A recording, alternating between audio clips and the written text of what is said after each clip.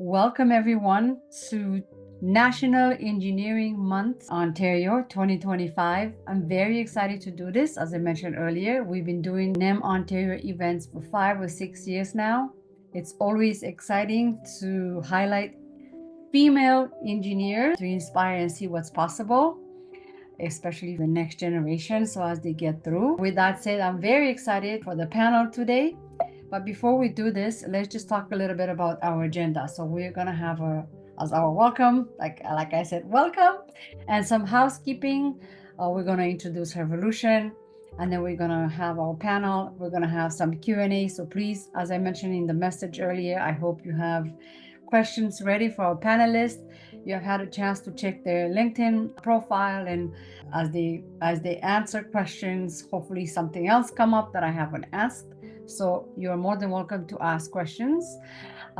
Please keep your questions for the Q&A session. So I'm going to ask you to please write them down, and then we can ask them there. Then, and as for housekeeping, that's the case. Please keep your questions for then. When we are going to the Q&A session, just put your hand up, and I'm going to ask. I'm going to add you in order of you putting your hand up. And why don't we get started? So let's talk a little bit about Revolution. I am Jdaida. I am the founder of Revolution. We have started this organization in 2013. 12 years. We're officially teenagers. We're officially teenagers, yay! And so we have done quite a couple of things, but as you see here on the screen, we have core programs, which is the Ambassador Program, as well as the Stamina Program. The NEM Ontario event is part of the Ambassador Program. Typically, this is how we start our Ambassador Program every year, with the NEM event. And if you really want to know more about our organization, we do have things on our website. We have more information about the programs and the things that we do and anything that we have available. Let me go back in here. We do help. We are focused on BIPOC, which is Black, Indigenous, and people of color, and also gender non-conforming youth from Ontario. We're very, very excited that we're able to support over 4,000 youth in Ontario so far, which is super exciting. And our mission is we are aiming to provide educational programming and to encourage and equip youth in underserved communities, particularly girls and gender non-conforming youth, to explore and be inspired by science, technology, engineering, and mathematics. And how we do this? Obviously, we have our values, and our main values are integrity, accountability, equity, respect, and reach. Not necessarily in that order, but this is how I'm mentioning it today. Integrity is our number one value. We want to make sure that we show up with integrity for our participants, for our volunteers, for our partners, and everyone we come in contact with, because this is the only way that I believe we're going to create an impact, a long-lasting impact. So that comes first for us, and everything else kind of fits into what we do. And we have done quite a few things as an organization. We were, since we started in 2013, we build leaders in the organization, and I'm very excited that we're going to have two of our speakers are actually part of Revolution, which is super exciting because they actually get to see firsthand what we do in the organization. And they're also here to talk to you today about engineering, and hopefully get to inspire you if you are in high school, get to inspire you to get into engineering, but also if you are already in post-secondary, inspire you to stay, or maybe even help you decide what type of engineering you want to do if you haven't figured that out already. With that said, let's go to our main event. And our speakers today are Sabrine. Actually, why don't I just ask you, the speakers, take the floor. So Sabrine, if you want to come on first, and if you want to introduce yourself, to the audience so that they can learn more about you. Sure. Yeah. Thank you, Donna. So I'm Sabrine. I'm a senior cybersecurity engineer at FreshBooks. I have a bachelor degree in software engineering and a master degree in cybersecurity. And how are you involved with Revolution? Because I mentioned two people are from Revolution. How are you involved with Revolution? So I'm a mentor liaison at Revolution. So I help our mentors work with the ambassadors. Yes. Thank you, Sabrine. And then I'm just gonna ask Nattaly to introduce herself, please. Hi, can you hear me? Yes. Hi, I'm Nattaly Gerena. I'm industrial engineer, originally from Colombia, South America. Currently, I live in Canada, St. Catharines, Ontario. I'm passionate about data analysis, problem solving, and I really enjoy learning new things. It doesn't matter that it's not related with engineering. I work at St. Catharines Propulsion Plant, GM, where I manage various projects and focus by production efficiency. And I met her evolution for Stephanie Simpson. She invited me to participate here. Then this is why I'm here now. Yes. Nattaly is part of our partnering company, GM Canada. And Nattaly, you have been participating in another event with us in the past, right? You've been Yeah. a panelist. So we always welcome. I am very grateful for speakers like you to be able to come and share with us anything, not just what's happening at GM Canada, but as an engineer. Thank you so much for being here. And of course, Marianna, if you want to introduce yourself. Hi, I'm Marianna. I've been with Revolution since February of 2023, so I just passed my 2-year anniversary. And I am the co-chair of the Ambassador Committee, so I work with Sabrine with that. And I'm an aspiring mechatronics engineer. I go to Ontario Tech University, which is in Oshawa, and I'll be graduating in April. And fun fact, I just got my iron ring this past Saturday, which is very cool. And another member of Revolution actually was one of the wardens, so she got to present me with it. And that was a very pleasant and very cool surprise. Thank you, Marianna. Marianna actually recently was voted to sit on our board of directors at Revolution. And then the person that presented her the ring is the former chair of the board at Revolution. What a cycle, right? That's amazing. So, okay, now we're going to start with some questions. And I would like to start. Let's just talk about the early career, because we all have to start somewhere. And what I would like to hear from you, and you can answer in the order that I asked you to introduce yourself.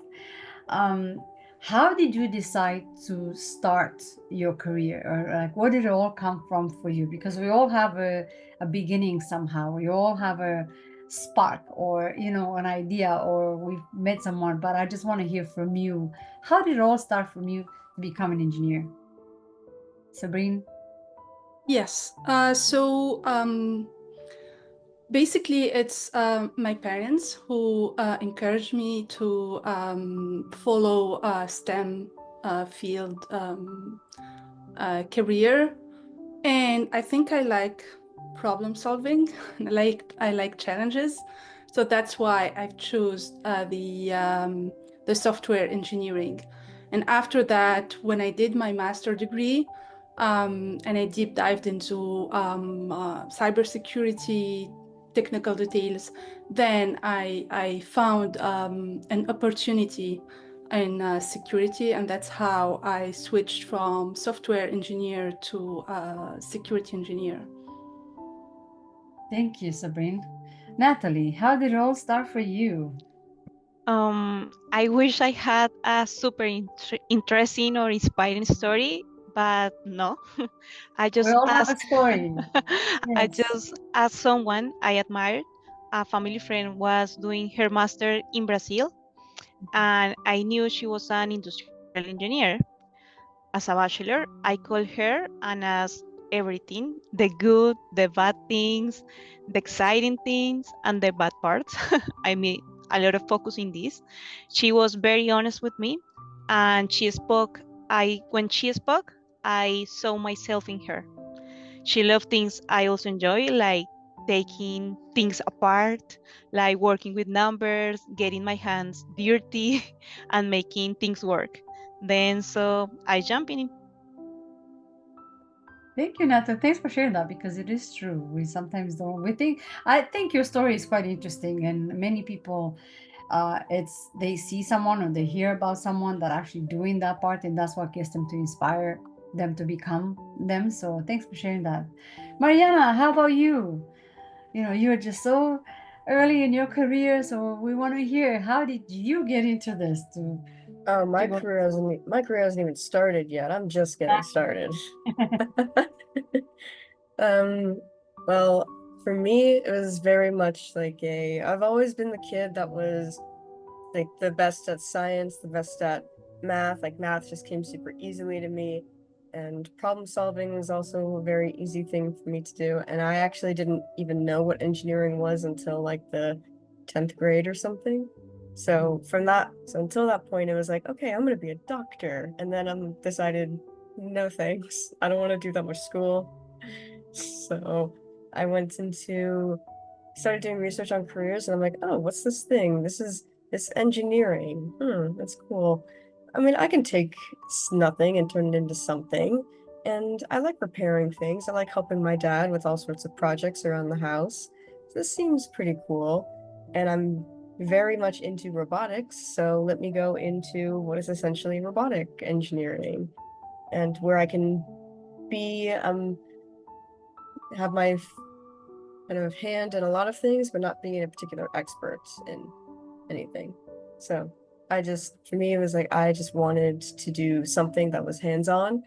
And people, when I said I'm going to be an engineer, they're like, oh yeah, that's definitely what you should do. And I'm just like, then why didn't you tell me that before when I didn't know what engineering was?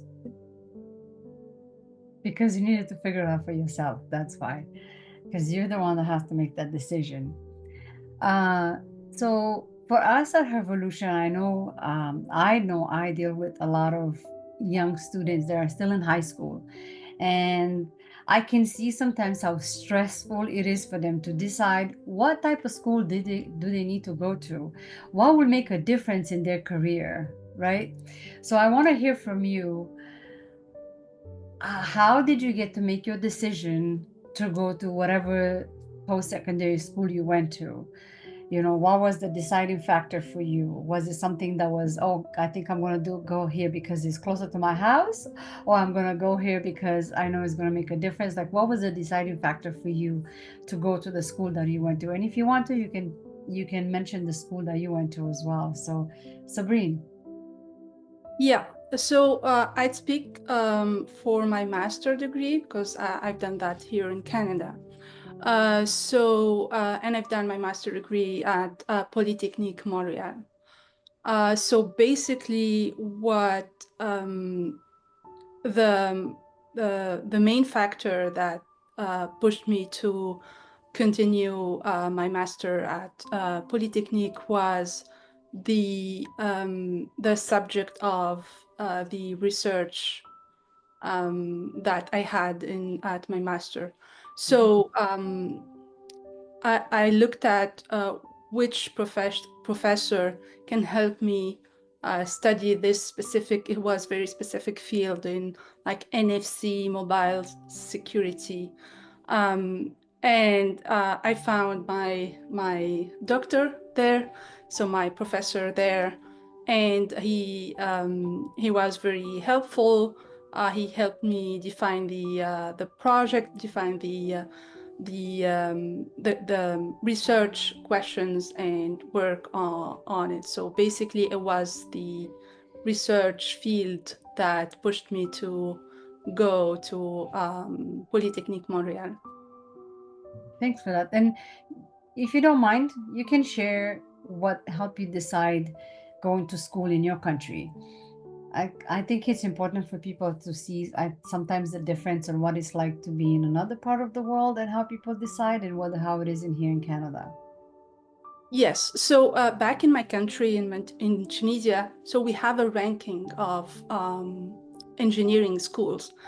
So we have the top ranking if you're top performing, and depending on the ranking, the finding a job after having your diploma will be easy or not. So that's what pushed me to choose my engineering school. Okay, thanks for that. Okay, Natalie. I have to admit my search wasn't very extensive. As the youngest sibling in my family, I have three older brothers. I naturally follow their footsteps. They all studied at the same university in Colombia. Additional, my father was a military, then which gave us a tuition discount that it was so good discount, like almost 30%. But beyond that, the most important factor was that the university is accredited and recognized internationally. This means that if I ever want to work abroad, which I did, my degree will be valid in other countries. Okay, thank you. Natalie. Oh, sorry, Mariana. Well, for me, it was a little unconventional because I'd say, like, for me, I'm from Ottawa originally. So if you know anything about the schools in Ottawa, we got the two big guys there are Ottawa U and Carleton University, and both of them have a pretty good engineering program in their own right. So by default, I was like, okay, that's where I'm going. But then as I was going to like different university fairs with my mom was like, hey, there's this one university fair at this one place. I know we're tired and we don't really want to go to it. It's gonna be the same universities. So why don't we just go there just for fun? And I'm like, fine, whatever. And that was the only university fair that I saw that Ontario Tech had a booth at. So it seemed like kind of serendipitous and a little bit like fate wise, of like this was meant to happen just because neither of us wanted to go to that, and it was the only one that I saw before and that I saw after that had that booth. And as soon as I heard about the Mechatronics engineering program, I'm like, that's the one. That's the one I want to go to. So it was very much like a right place, right time, very much like it literally does sound like the universe or whoever was like, yeah, I'm gonna push you over here just a little bit. So Well, I have to say this is the first time I heard like from you. It's the Mechatronics. Is that how I say it? yeah, Mechatronics. Mechatronics. Yes, So that's the when first yeah, time I've heard about that. I didn't know it existed. And so thanks for sharing that with me, because I'm like, now I feel like I'm learning. And having doing this for 12 years, I still feel like I'm learning so much about engineering and anything about STEM, because you think that you know until you actually get into it. And then you realize like, oh my God, there's so much more. And this is why I'm excited to have events like this, because I like to bring people that do engineering, that it's not something that it's somewhat common or typical, right? So it's something different. So I want people to see, I want them to be inspired. So that's why you're all here, so thanks for that. Okay. Mechatronics as a thing has existed for mechanical engineering for a long time, but it was always a specialization. Mhm. This school was the first one to have it be its own separate engineering discipline program, and the first one to have that program be accredited. So congratulations. Our school also has an accredited nuclear program, and it's the only one in the country that has an accredited nuclear engineering program, just by the way. Wow. Hey, learning something new every day. Thanks, Mariana. Thanks for sharing. So let's move to our work day. I know that everyone here would like to hear more. You went to school, you decided, you are in school now, then you're gonna go to work. And can you share with me? I'm gonna ask two questions in one. What is your typical day look like at work, and what do you enjoy most about it? So Sabrine, we'll start with you again. Yes. So my typical day, I start my day by checking my emails. Then we have like a tool that detects security events. So I check if anything happened the night, and I answer these events and analyze them. After that, I work on like projects that work with developers, for example, to secure a new product or project code that they are working on. So basically, I interact a lot with developers and with tools. So both developers and tools. What I find most exciting in my job is problem solving, and also fixing issues. Like if you find like a security event, something happening, and you can block them and you can stop that event from happening, that's exciting for me. So if I'm helping our customers to stay safe and blocking attackers, and I stop them from doing bad behaviors to our customers, that's what encouraged me and pushed me to do this work. Thank you, Sabrine. Nattaly, how about you? I wake up early, around 4:40 a.m. and go to the gym. But if you don't like gym, we can skip this part. I start work at 7 a.m. and have a little ritual. Turn on my computer and read a daily quote that I have here. That Can you read that first? Can you read that first? Because we can't see it. So can you read I it first? have the courage to face my fears. I don't know if you can read well, but it's Yes. something that remind me that I need to enjoy daily. And every morning I send out the production report, which includes the numbers of engines that we made and Corvette transmissions that also we made during the last day. I check my agenda and dive into my projects. My role is project based, so I always have multiple things going at the same times with different deadlines. As we talk about multitask. To stay focused, I use the Pomodoro technique. I don't know if you heard about that, but for me works. When I have like heavy projects, it's a method where I work in blocks of 25 or 15 minutes with short breaks between. That help me to stay productive and focus in these activities, because here in the office you have a lot of variables of people that want to talk with you or maybe involved in another projects. Then I split my day. Lunch is the most important part of my day. If I need to go to the production floor, I use my vest, my safety, and my glasses, and I go to maybe take some measures or review the drivers, because another part of my job is pay attention to the drivers because they deliver the material direct to the line. Then I need to guarantee that this utilization or they stay busy during the day. My work day, they usually finish at 3:30, 3:45 p.m. And what I enjoy the most, actually I think so I love working with numbers and see how the things works. I enjoy being hands-on or solving problems and making things happen or work better. Because as my role, we have different roles. Like you can stay at your computer during the full day, or also you can stay in the floor, see how the machines work during the full day. Then it's up to you. You can be dynamic and enjoy this.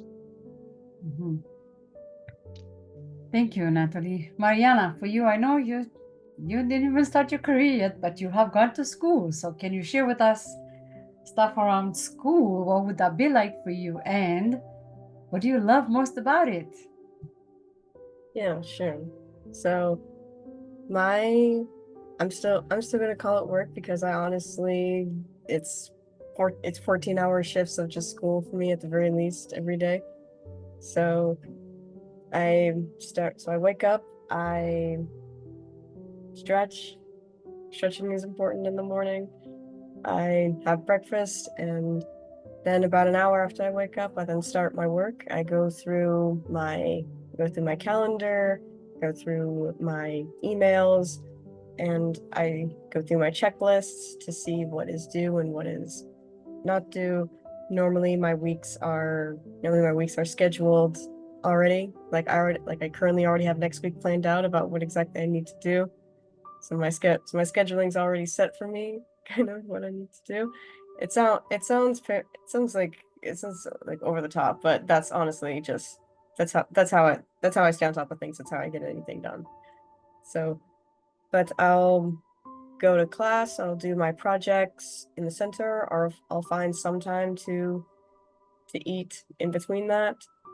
Every night I will take a break, and I will have dinner, and then I'll go and do like something easy, some downtime work. So I'll like review lectures, or I'll do some easy stuff for my capstone work, or just something easy that I can wind down with to come off of the big high that is the day. And then normally in between there, at periodic times, I'll be yelling at my group members to get their work done for our group projects, because I'm always the one that has to remind them, yo, this thing is due next week, and I still need you guys to pitch in, otherwise I'm ripping your names off of this thing.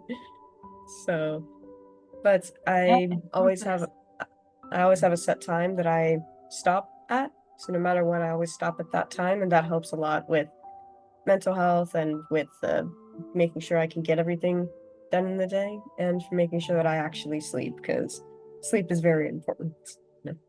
Yes, it is. Mental health is so important. And speaking of working in groups, when you are in school, I remember when I went to college and I used to work, I had group projects.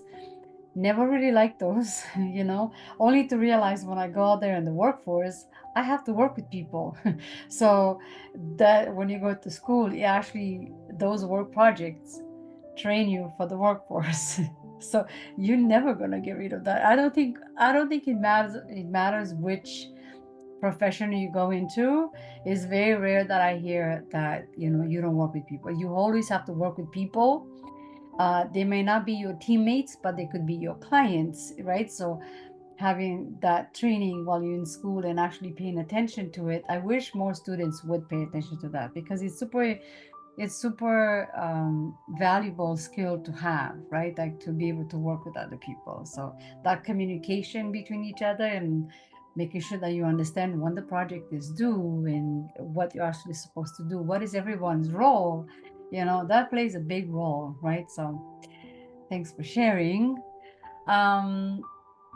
I want to talk a little bit more, because since we're talking about this personal growth things, which I think are so important. I wanted to learn from you, whether it is the career that you do right now, or even if it's something similar to yours, like engineering in general, or the career that you do right now. What do you think are the most important skills that someone should be focusing on if they are interested in going into engineering, or if you choose to share the career that you have? Did that make sense, the question? Yes. Go ahead, Sabrine. Yes. So I think in my case for software engineering or security engineering, it's important to have both technical and soft skills.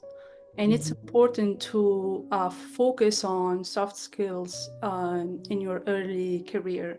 So I did the mistake of only focusing on technical skills and learning about everything around software and security, and that's good. That's we need that, but you also need software skills. So communication, collaboration. How can you work with others? How can you work in teams? How can you communicate complex technical risk or technical issue to non-technical stakeholders? How can you help them take the right decision and help them understand a technical issue? So I think, yes, soft skills are as important as technical skills. Thank you, Sabrine, and thanks for being vulnerable and sharing that part that you didn't focus on this. So it's good to learn from other people's mistakes. Nattaly. Sorry, my niece is born in this moment. Then my family called me. Then I have the picture that is my new niece, just born at this time. Sorry, I'm excited.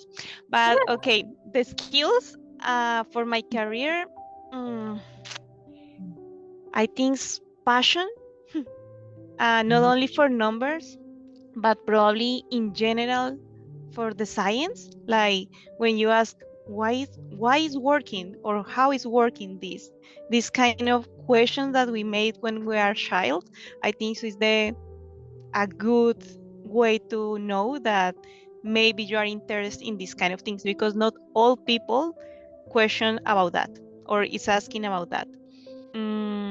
Curiosity, also problem solving, because here you will find problems and my role is fix them. Then I think so it's a interesting skills that with the time we will improve, but in some cases it's more natural that you like when the things works properly. Adaptability to the change, and I think so it's the most important, because now we need to start to learn more about the things that we already know. I mean, like a re-study, maybe something that works before in one way doesn't work anymore. Then you need to continue learning every day. And I think so is that in general is this kind of things. If you have this kind of a skill, you can make there. Also, is something interesting in my experience that the people in general say that engineers that are so strict or they are straight, and in my case it's not like this.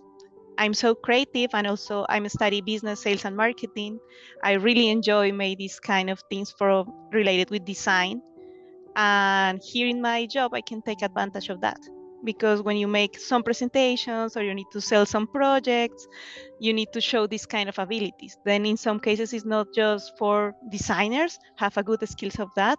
I think so in some cases you learn things that can maybe not make sense at the beginning, but at the final you can understand why you learn these things.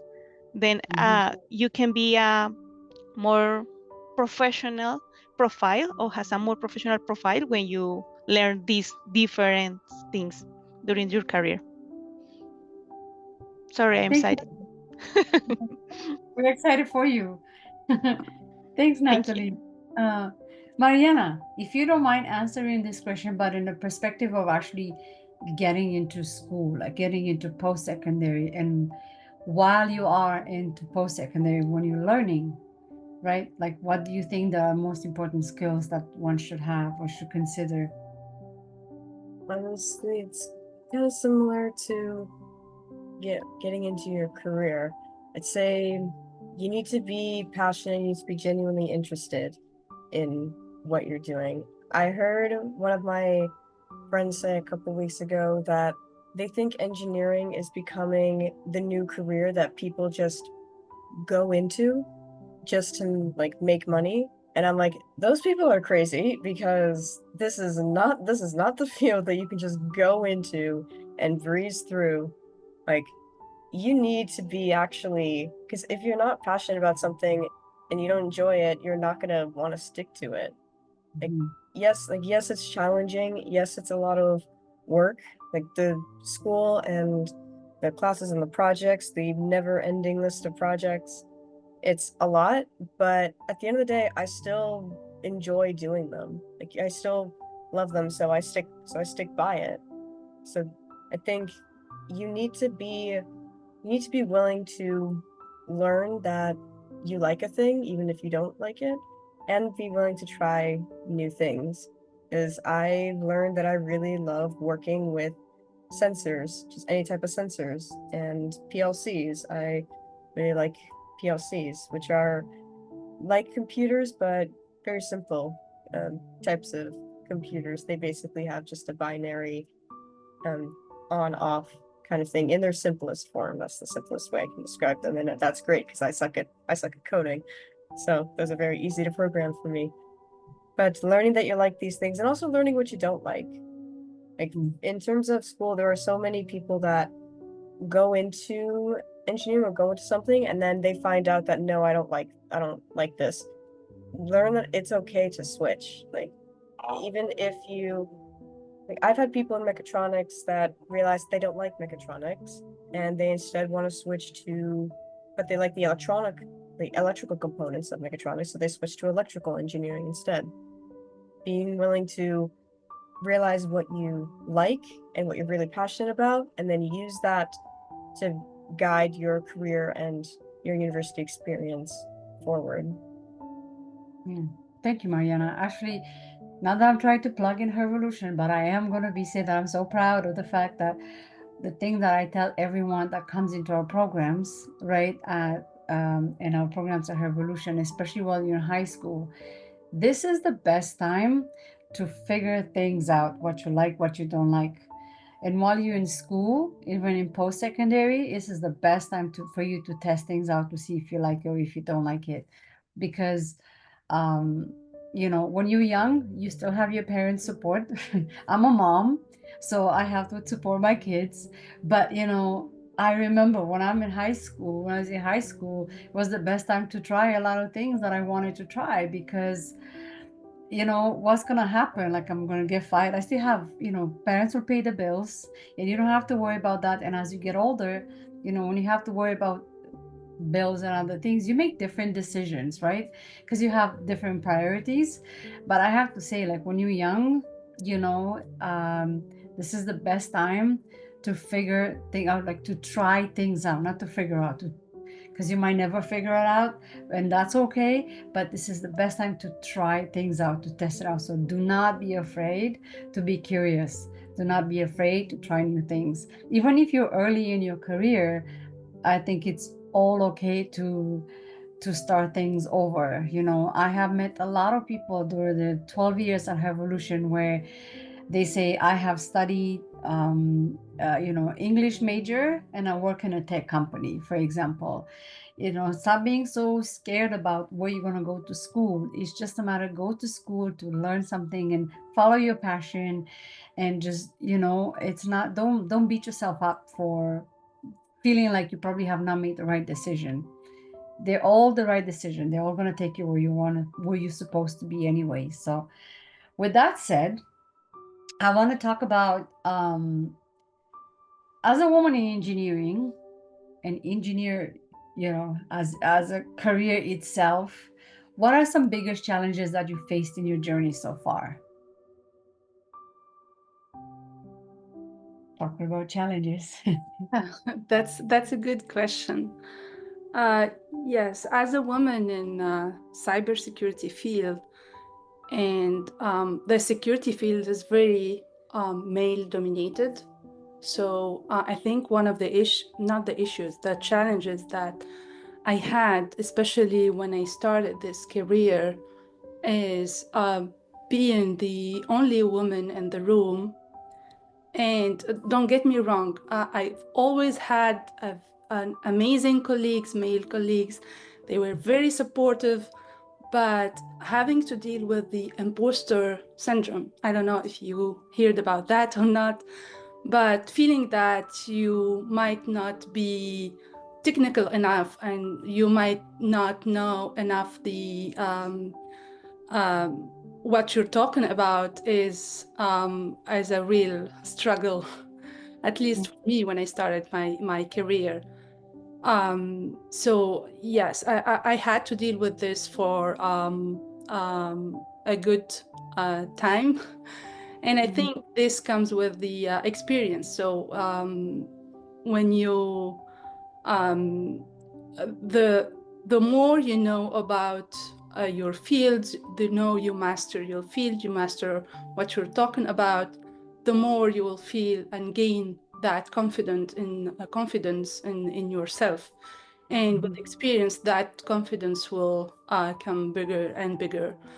I think that's a challenge that I had to deal with, especially in my early career. Thank you, Sabrine. Nattaly, how about you? One of the biggest challenge was working in another language. Even though it was the same company, because I started as an intern in GM Colombia in South America, many terms are completely different. And in some cases also it's hard that they understand me. A funny story was that in a big meeting, my first week here, I was assigned to check two sisters.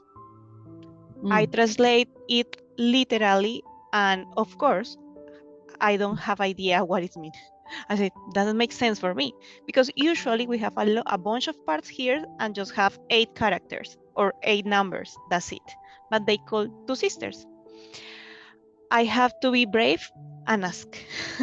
After some nervous latter, they explained me that it referred to two identical parts, but one is the right, one is the right side of the transmission and the other is the left side.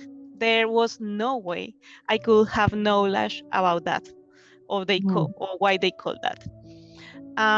Then I'm still working on these kind of things, because also there are a lot of slangs or different terms that they use. But I think so the most important thing is try to maintain the conversation and resolve the things. Then it's hard because in some cases my mind is faster than my thought.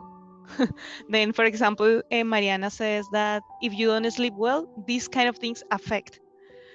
Then it's interesting, but it's my challenge. But now I feel more comfortable and I understand more the things here and also understand the jokes. Then it's nice now.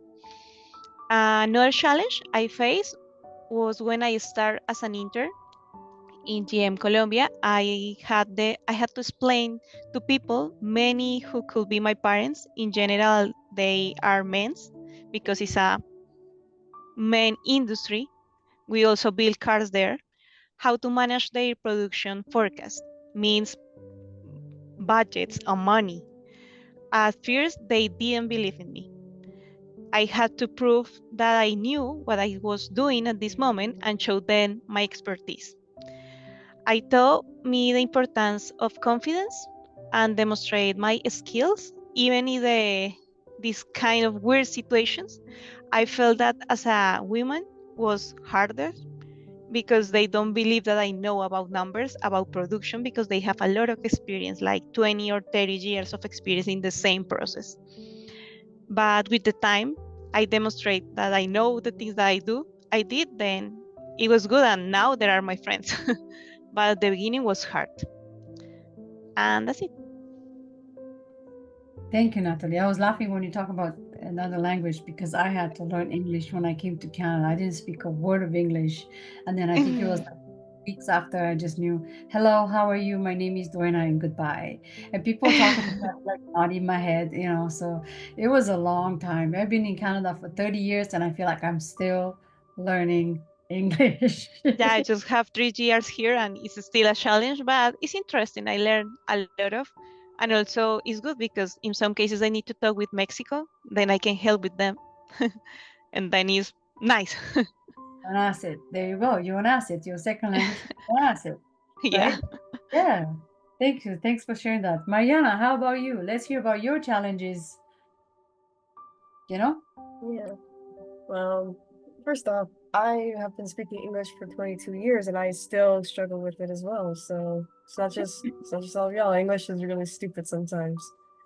But anyway, some of the challenges that I faced was I was very antisocial as a kid, and also I was very oblivious to most things. Like I would not like I probably have some cases where I'm like, oh, that's not a very good experience, but I was always so oblivious to it that in my mind it's just like, oh, they're just joking. Like I didn't realize that they were saying something negative or saying something to try and put me down. But one thing that I did experience was my high school teacher, my high school calculus teacher.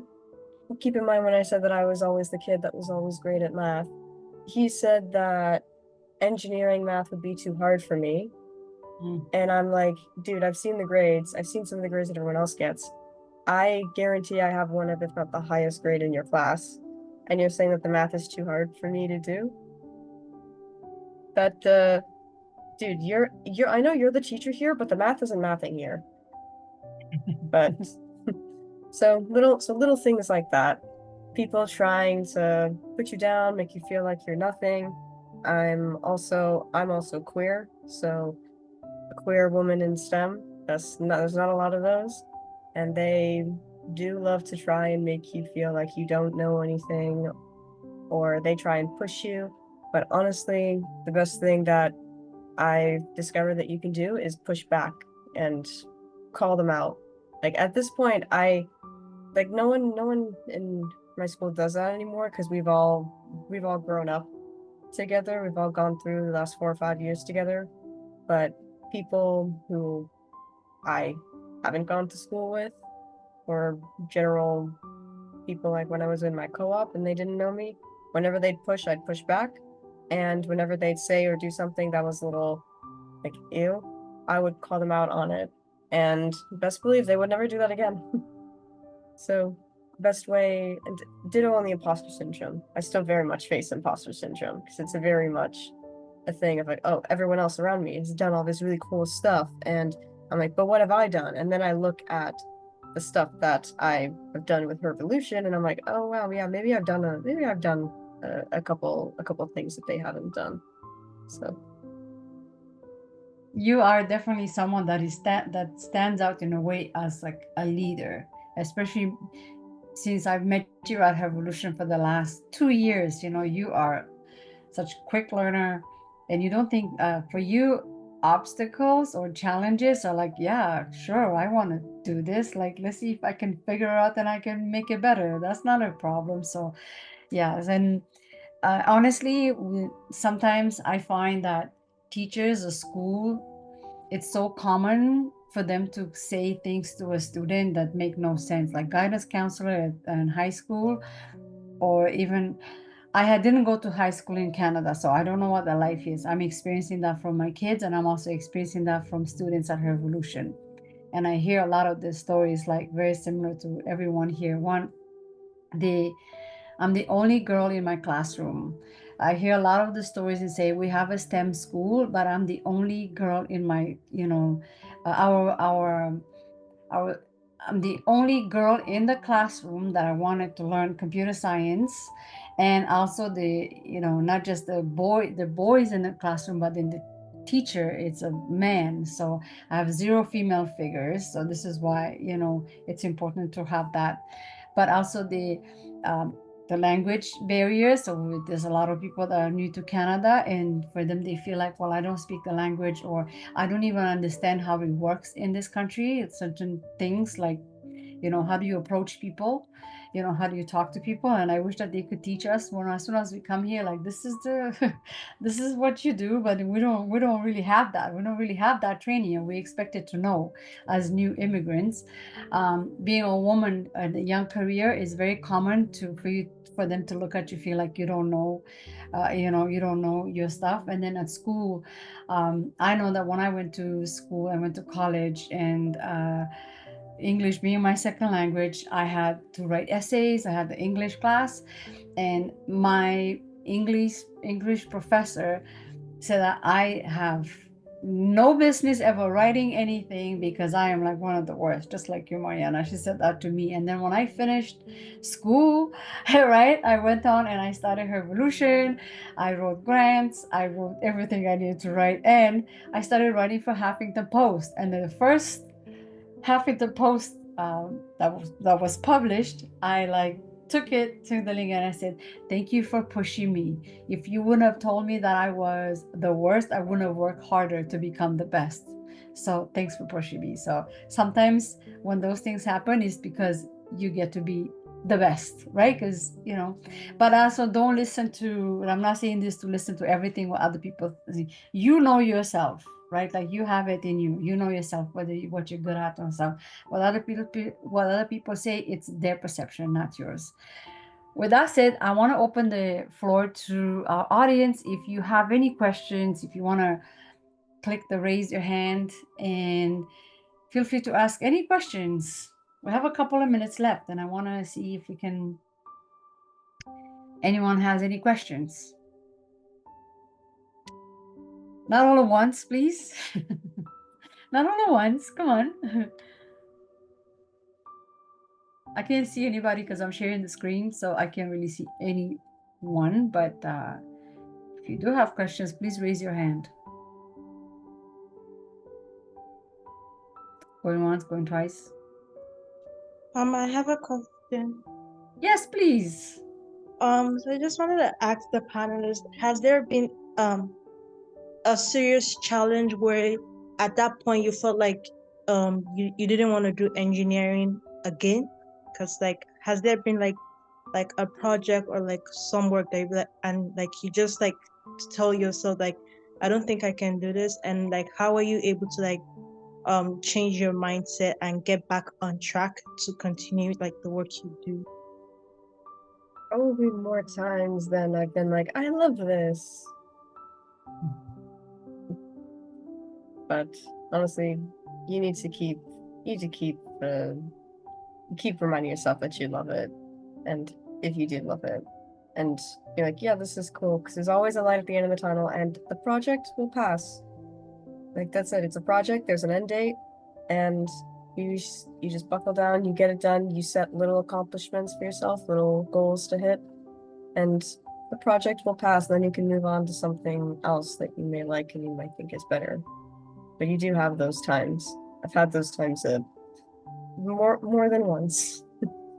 And you in the past, more than once in the past year, let's just say. Yeah. And I think also there's always an opportunity to learn. So even if you're working on a bad project or you don't like the project, you don't like the people you're working with, it's an opportunity to learn how to face these challenges, how to work with people even if you don't like them, how to work in a field, a subject or something that is not very exciting for you. So I think it's you need to always take it as an opportunity to learn. I have another one, but it was in my early career, but I'm still doing that. It might sound strange or weird, but sometimes we think we are great at everything. And then when you get to the university, you realize there are people who are better at certain things and make it look easy. And in some cases, it's hard for us. That at the same time, there are others who struggle more with that or it's difficult for them.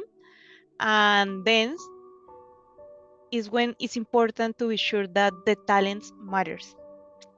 I believe it's really important to find the things that come natural to you, the things you are good at, and become an expert in just one thing. It doesn't matter that just cover all of them, just cover one that you are good and you have talent. You really enjoy it and you'll become an exceptional on it. The challenge for me was facing reality and sometimes frustration and say, maybe I need to study arts or something easier. Why not? Because I saw that a couple of my partners has a lot of talent also. But I learned that those challenges were just guides to keep shaping my path. I mean, in some cases, I was so good with CNC. Then I say, okay, I can start to investigate more in this way. I need to get scores for the other subjects, but I know that it's not my strength. Then I will pass because I need to. but I be focusing this kind of that I feel in connection.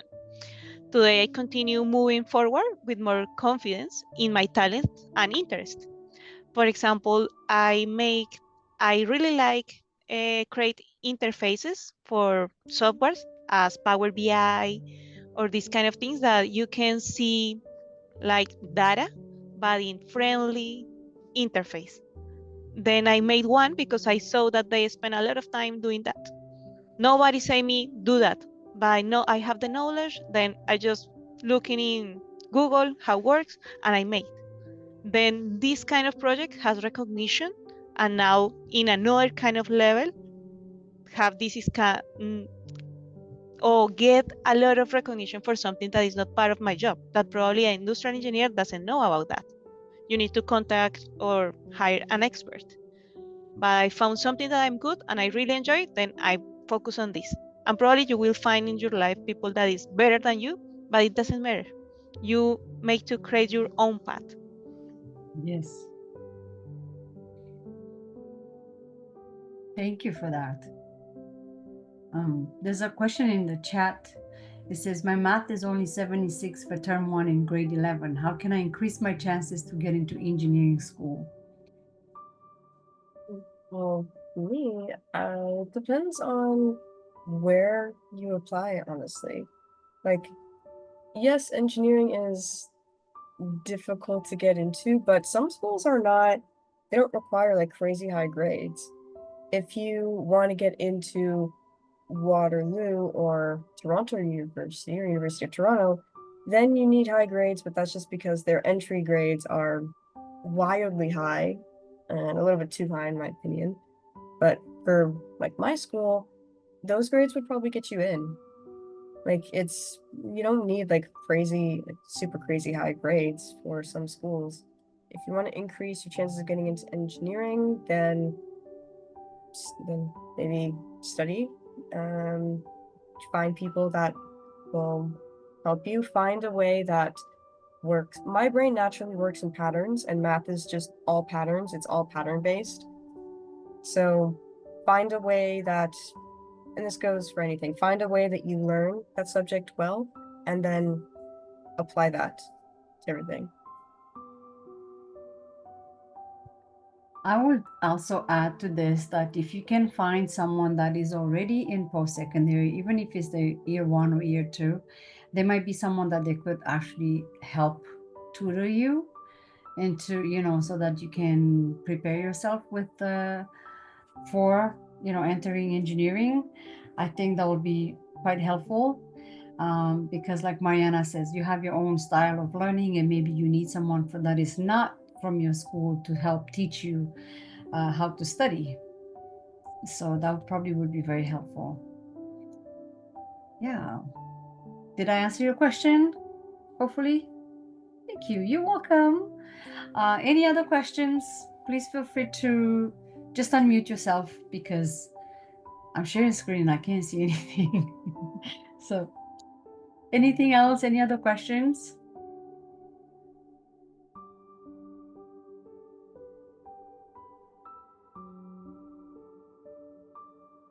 Okay, so in that case, I'm going to ask one last question, because I am also cognizant of time and went a little bit over. I wanted to ask the panelists to share the last words, well, not last, but for today, today's last words of wisdom with anyone that is interested in engineering or is already in engineering. So any words of wisdom that you would like to share, if you don't mind, please do so now before we finish our session today. Okay, let's go with Sabrine again. Yeah, I think if I have to say something, it would be believe in yourself and stay curious. Yeah. Thank you. Nattaly.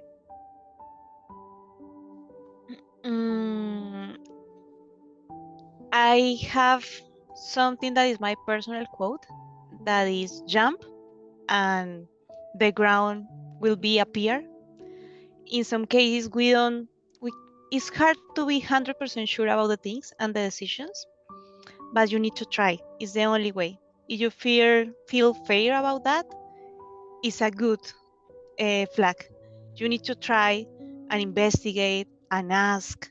Be bold to ask people that you know, or maybe that you don't know, but you find on internet or LinkedIn as us. We are open to answer if we can. If we cannot answer, maybe we can find someone that maybe knows. But I think so. The best thing is behind to the fair. Then just try. Probably happens, good comes.